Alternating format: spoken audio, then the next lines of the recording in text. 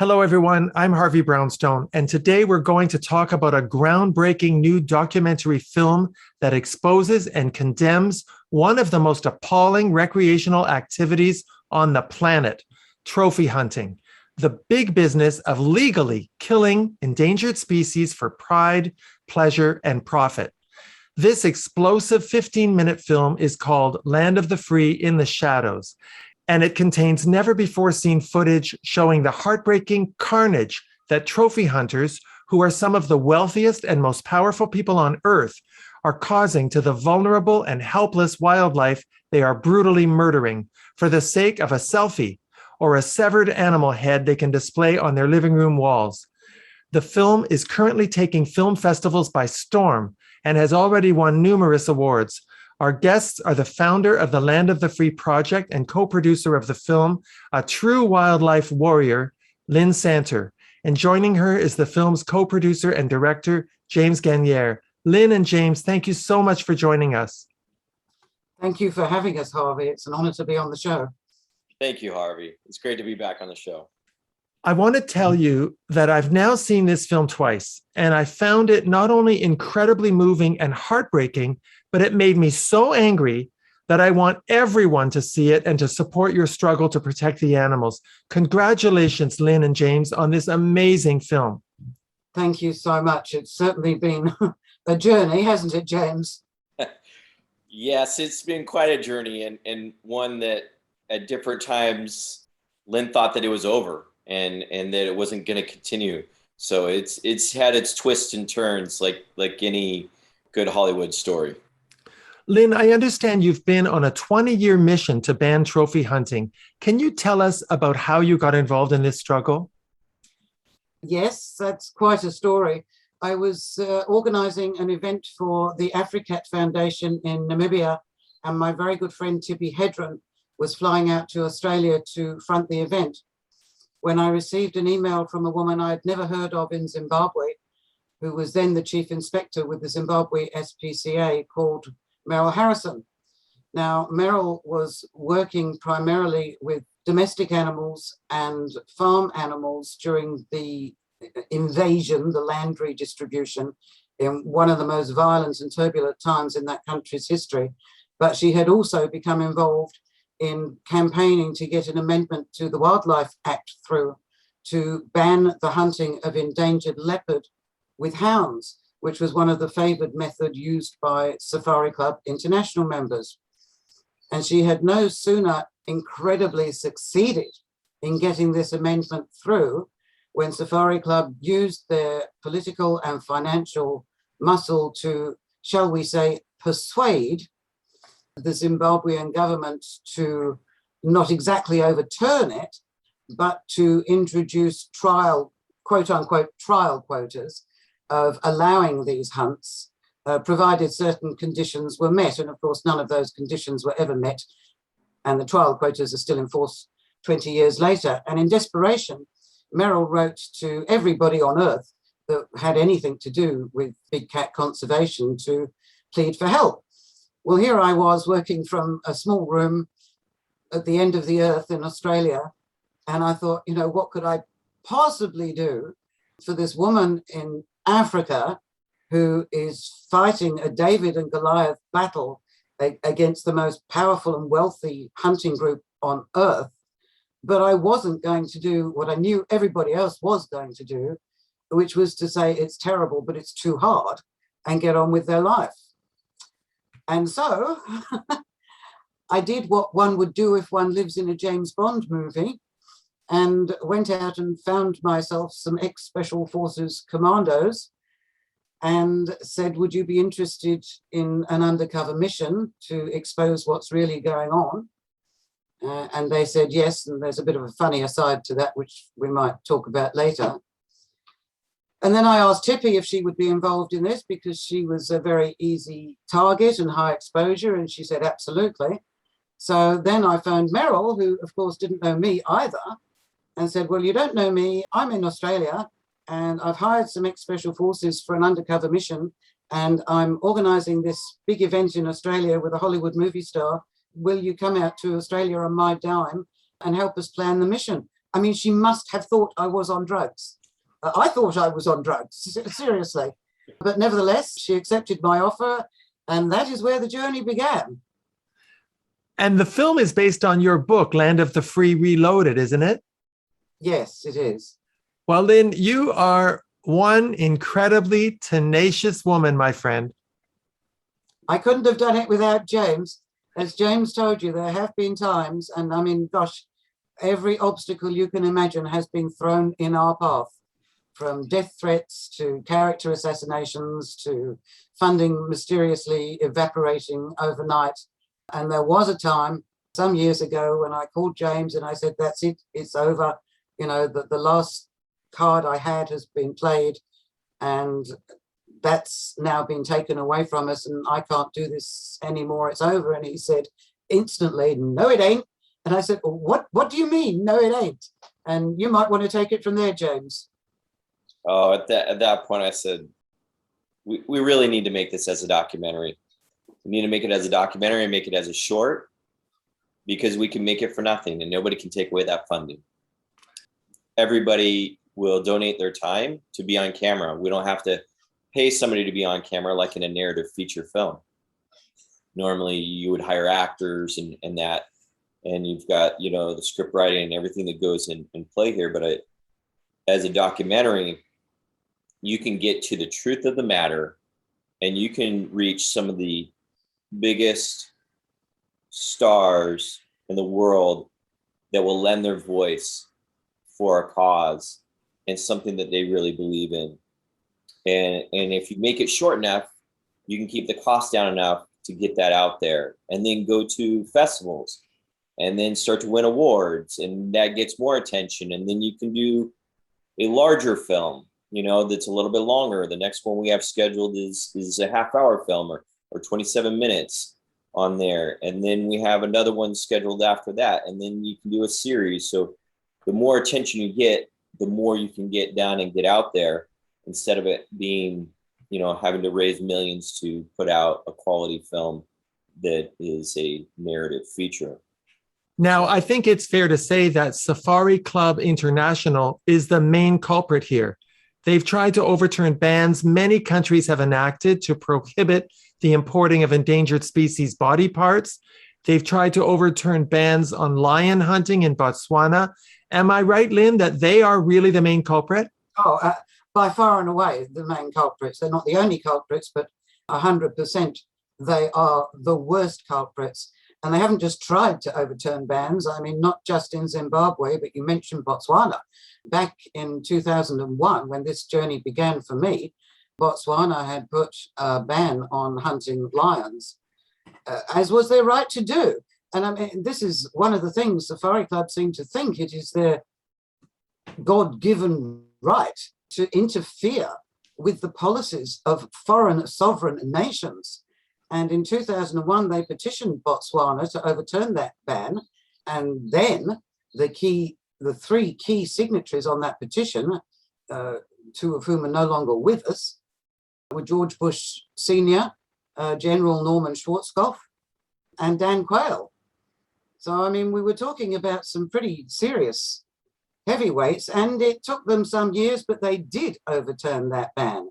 There are some countries that have held out, like Kenya. They have come under pressure from Safari Club since the 70s, but because of the Maasai control in Kenya and their respect for and ability to live with wildlife populations, despite their best efforts, they have consistently and still failed in Kenya. But in other countries, money talks. Yeah, and I imagine that the Maasai tribe is probably one of the most powerful and influential native tribes in Africa. And so they have a lot of influence on what happens. They're very well respected by everybody else. You know, and I remember when the email came in from the International Humane Society from the president and said specifically that the Safari Club International was the worst perpetrators worldwide, globally.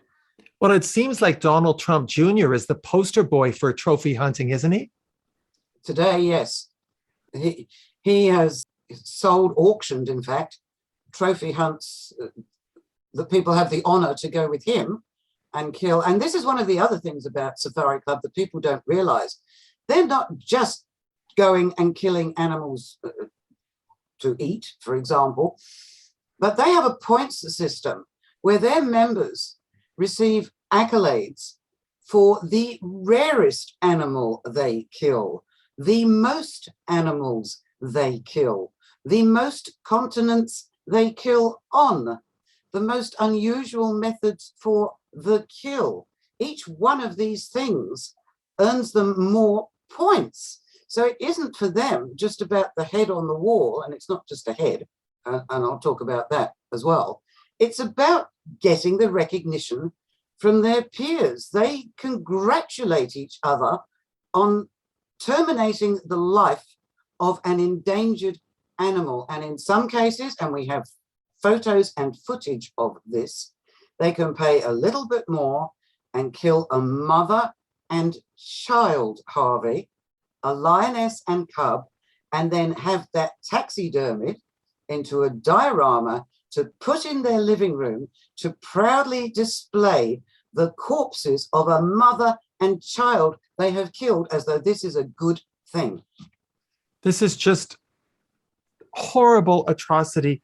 James, I should have welcomed you back to the show, James. You were here recently with your beautiful wife, Rebecca, my best friend, to talk about your Emmy-nominated film, Rekindling Christmas. So just for our guests, if you have a little deja vu when you're looking at James, it's because he's become a regular on our show. But I want to ask James, how did you get involved in this endeavor? Well, as you've already kind of noticed, you know, Lynn Santer is a force to be reckoned with. She's a force of nature. And so I was taking pitches at, what was it, Great American Pitch Fest at the time, years ago.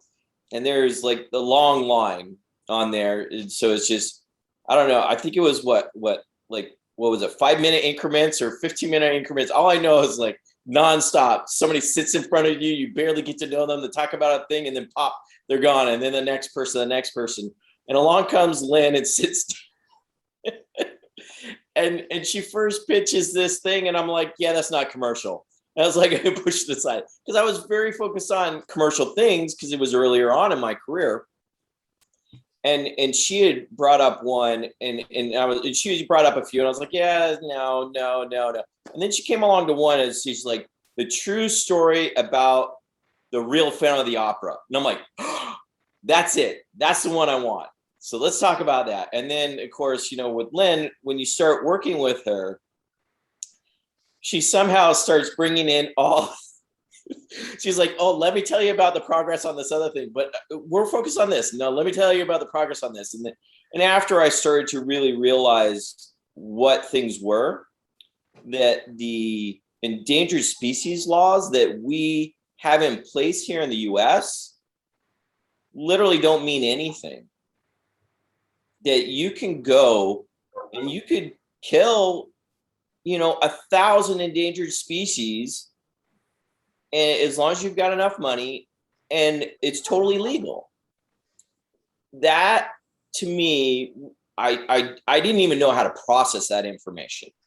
And so when you start to see things that you can't unsee, you have a choice.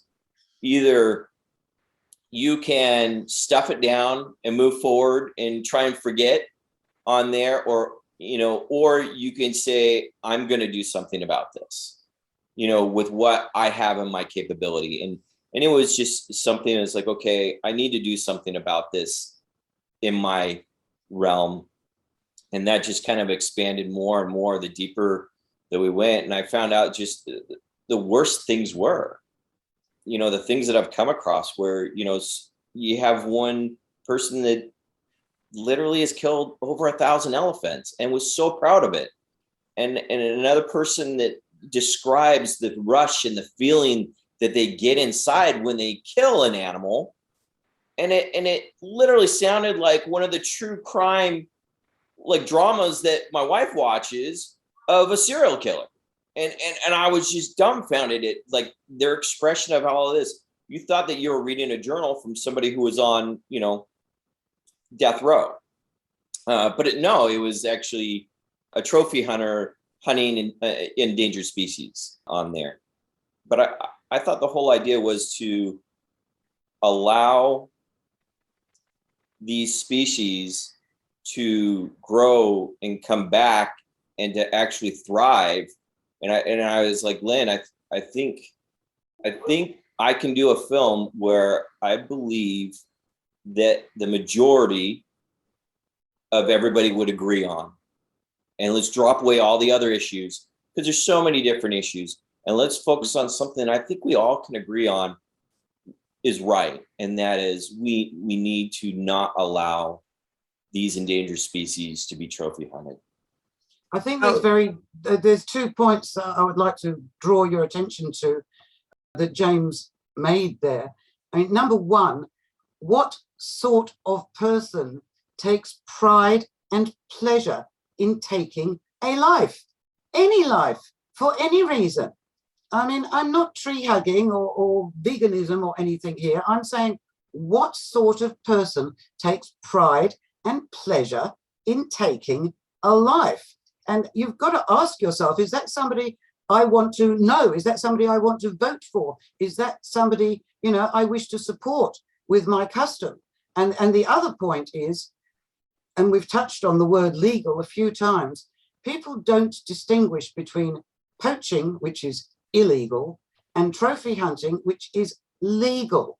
I mean, when we sat down with our lawyers, or James sat down with his lawyers, and believe me, we've had to get legal opinion on this, and he had to explain this is legal.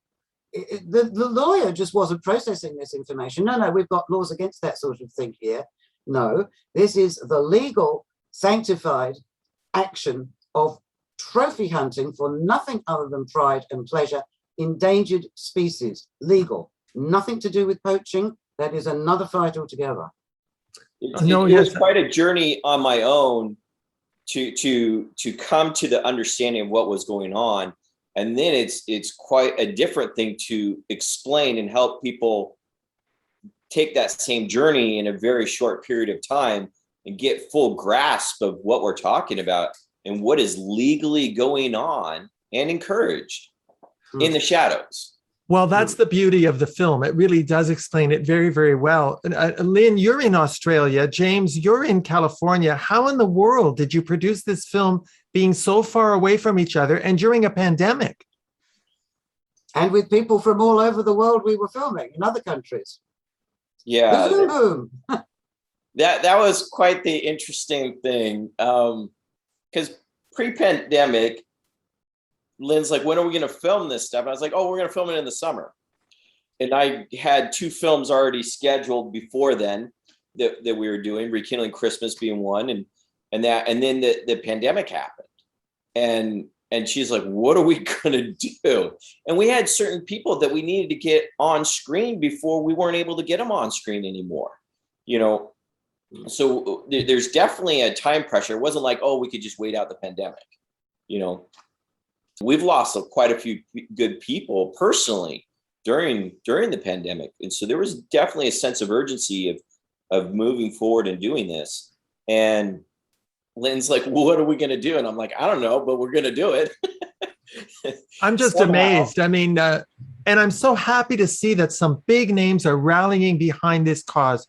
You've got the support of Tippi Hedren, Priscilla Presley, Sir Roger Gale, the Albert Schweitzer Award winner, John Thompson, and even Queen Elizabeth II makes an appearance in the film. Bravo. Thank you. And what we did, because we couldn't travel, James zoomed in from America and I zoomed in from Australia, and he directed and I observed loudly. Well, that was the interesting thing is we had to hire local crews. Yeah. And they had to do setups, and we had to get pictures ahead of time for knowing our location. And then, we had to be zoomed in so I could see what the viewfinder looked like. And so that I could ask the questions and make sure that, we had what we needed on tape. And if we had to, and we had all sorts of crazy things happening. We had we had neighbors in the background dragging benches and popping in and wanting to be in the film. And I mean, we call them bogeys, but it's like we had somebody who decided to be almost like they were like building a shed or a barn next door, so they're all, doing that while we're trying to film. We're filming in between them using the saw and stuff like that, but it was the only way we were able to film on, 4 continents and 2 hemispheres during the pandemic, during the height of the pandemic. Yeah, it was a lot of time zone juggling. Yeah. Now, one of the most interesting aspects of the film is something that you've both touched on, and that's the psychological connection between taking pleasure in killing animals and serial killers. Now, I think some people are going to say that we're going too far to suggest that trophy hunters bear a resemblance to serial killers. And I get the point that Lynn has made that, what kind of person would take pleasure in causing unspeakable cruelty and suffering to big game animals, not because they want the food, but because they think it's fun. I just want to point out to people that it's very well known that many psychopaths started out abusing animals when they were children. That's almost a all fact. of them. Yeah, almost all of them. Well, there's a kind of interesting part to really segment out. And I know we say pride and pleasure and power, but the real point that I want to emphasize for this is there are some folks that get a rush and a thrill from taking a life. It's not that they were hunting or killing them for subsistence, because I have friends that they depend upon the meat and protein that they gather during the fall for the winter. And if they don't have it, then they don't have the protein source. I've met folks like that. I know them, and they have respect for the lives that are given in that. So we're not talking about that. We're not talking about that at all. And then the idea of teaching it to somebody that is young, and when I say young, their brain is still formulating. It's still creating all the connections and the synapses in that. And to teach somebody to gain a thrill and an excitement out of taking a life, what is that doing psychologically to that child that is still formulating their mind, their brain? It's still formulating, and so the question is posed to the audience: what does that do? Is that something that we're okay with? I'm not saying whether it's okay or not. I'm posing that it's something to think about. Definitely is. The music in the film is also very special. Can you tell us about the involvement of the youth choir from Soweto? Absolutely. I had my heart set on a particular piece of music for the last minute of the film for many, many years. And I tracked down the copyright owner eventually in Cyprus, but could not get hold of them. And so we couldn't license it. Now, we had licensed the track that I wanted for the title track from Richard Loring's African Footprint sensational stage show, African Footprint, We Are the Children of Africa. And the lady that I licensed that through had become quickly a friend. And I was bemoaning the fact that I couldn't get the license for this other piece of music. And she said, well, would you allow me to introduce you to the Mizanzee Youth Choir? Well, I'd never heard of the Mizanzee Youth Choir. And this is just another amazing story we have to make the film behind the film sometime. The Mizanzee Youth Choir was founded 18 years ago by a man called Yanni Zyman, who was carjacked. And instead of getting angry or fearful, he asked why. And he went into Soweto, and he has plucked children out of the slums of Soweto who often have no parents, frequently have no food to eat, but have the God-given gift of music, and has trained them to the point where they have received standing ovations in the Royal Albert Hall. They have performed with such superstars as Beyonce and Andre Bocelli. Right now this week, they're performing in Dubai. And she said, let me introduce you to them. and see if they can compose something for you for the last minute. And we had this very interesting conversation over Zoom. Everything was done over Zoom because, of course, they didn't know me, I didn't know them, they didn't know anything about the project. Within 10 days, Harvey, they produced this piece of music that you would swear had always existed for exactly this purpose. It just touched your soul. And we have formed such a relationship with them and with Richard Loring's of African Footprint as a result of this. Yes, so that was another amazing piece of the puzzle. It's just such a beautiful thing to me that these endangered children are featured in a movie about endangered animals. It's Absolutely. just so beautiful. Everyone has to see this film. Now, I should point out to people that there is a feature film being planned. As I understand it from my conversations with Lynn, it's kind of a dramatized version of Mission Impossible meets Born Free. Have I got that right? You've got that exactly right. You think about it, Harvey, where the story began. The Hollywood legend, Tippi Hedren, the embattled conservationist, Meryl Harrison in Zimbabwe, the Australian wildlife activist socialite, that would be me, and the former Special Forces Commando, Reg Dickerson, who you meet in the film, and I'll tell you something about Reg in a second. So the three women forming an alliance with a jaded ex-Special Forces Commando to plan an undercover mission in Africa to expose brutal atrocities against endangered big game by some of the wealthiest people on earth. Doesn't that sound like a Hollywood logline? That would never happen. Except we did it.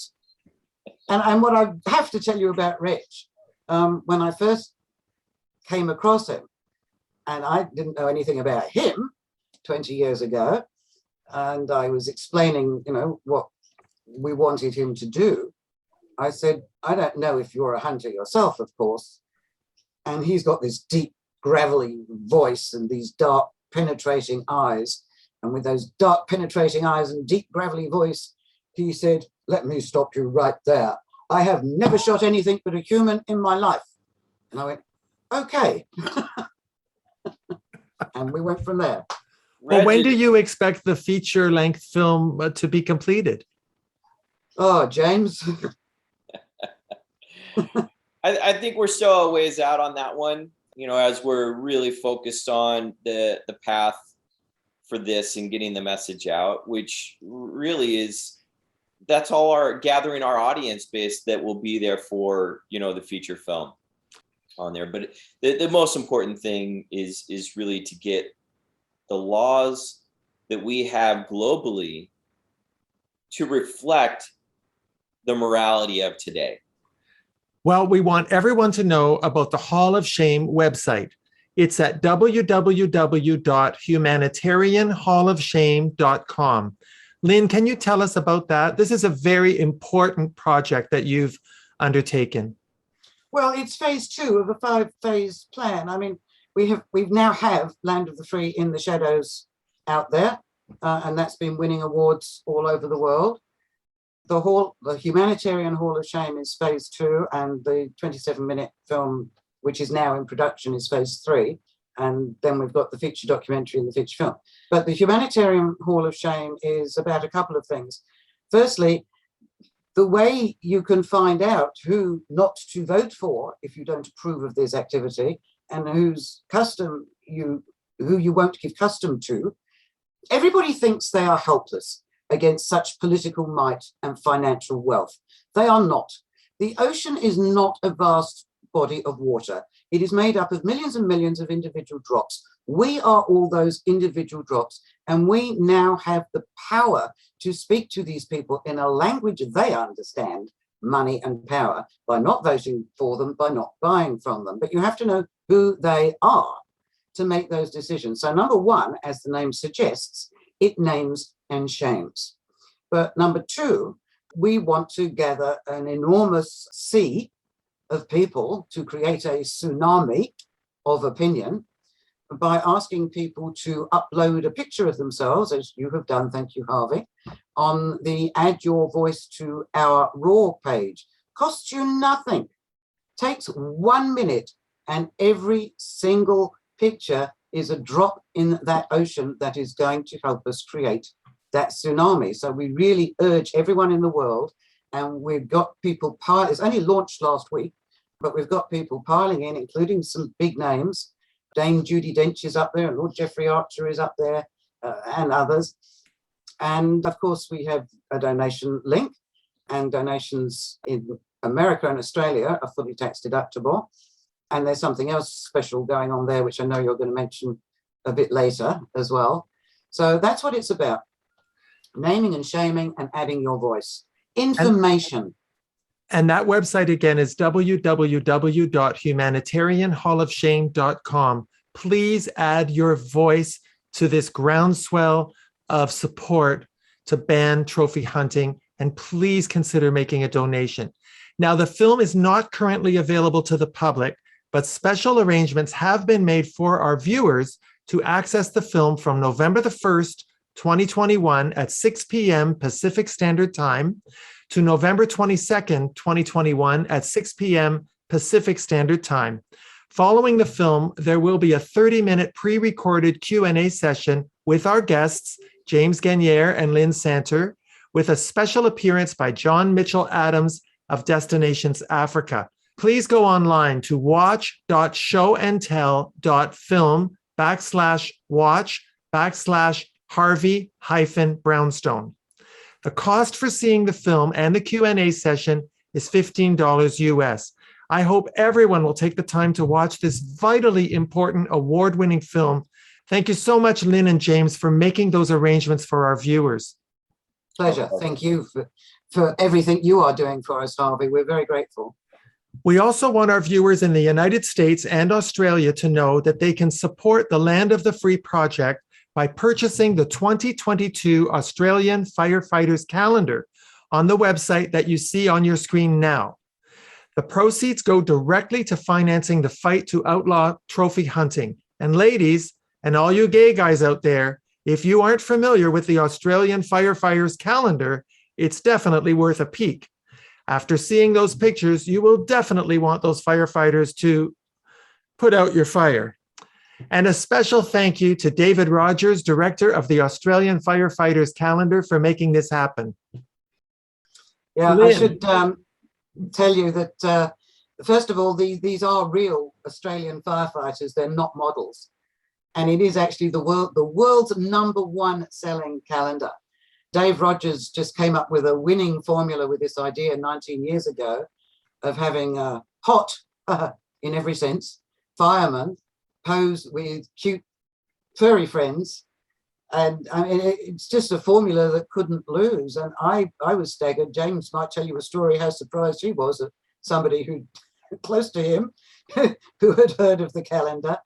And what great stocking fillers for Hanukkah and Christmas and whatever. So, I mean, it's something that everybody seems to love, and it's a terrific way, and thank you, David Rogers, to support our next production. Oh, yeah. Overwhelmed with David's support. When he first saw a rough cut of what we did, he instantly was on board. And, well, I got to say that since Christmas is coming up, I plan on buying 20 of those calendars and giving them out to my friends for Christmas. I think it's a great gift. It's a wonderful way to support this cause. And I want to say to people, if you think that this is just such an overwhelming battle that can't possibly be won, please keep in mind what Lynn has said. And you should also know there's been great progress in recent years in terms of governments changing their laws to protect endangered species. And I know Lynn will correct me if I'm wrong, but in my research, I found that 76 airlines have imposed partial or complete bans on carrying body parts of endangered species. South Africa is ending the practice of canned hunting. Australia and the United Kingdom have passed legislation to ban the import of body parts and endangered species. There really is hope, isn't there, Lynn? There is. Australia has passed the legislation. The United Kingdom is in the process of passing the legislation. There's actually an address in the House of Commons this coming week on this very subject by a man, Eduardo Goncalves, who's the CEO and founder of Ban Trophy Hunting UK, who will appear in our next film.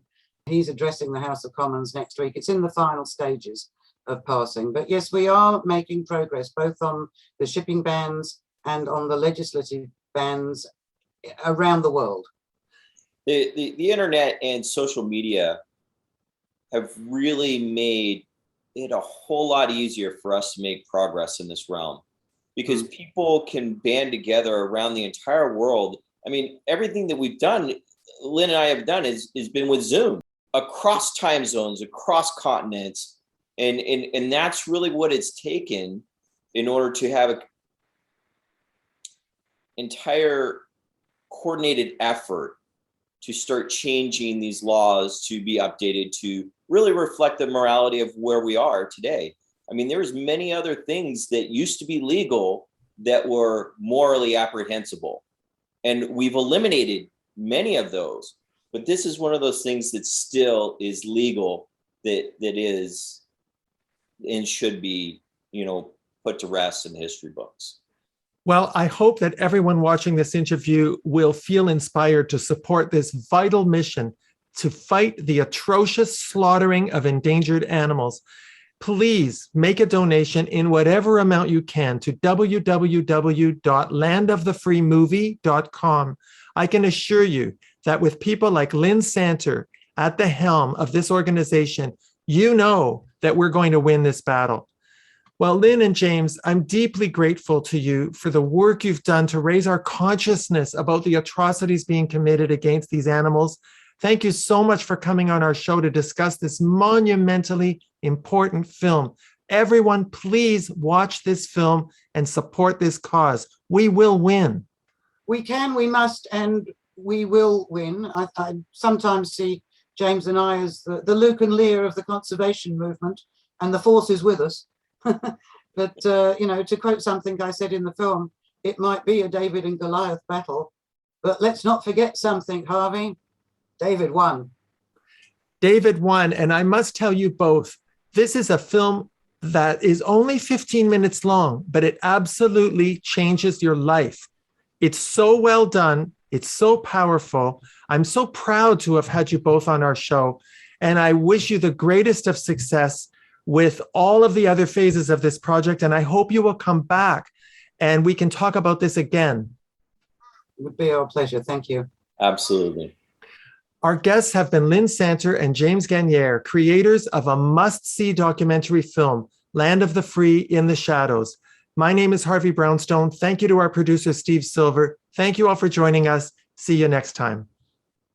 Remember to subscribe to the Harvey Brownstone Interviews YouTube channel.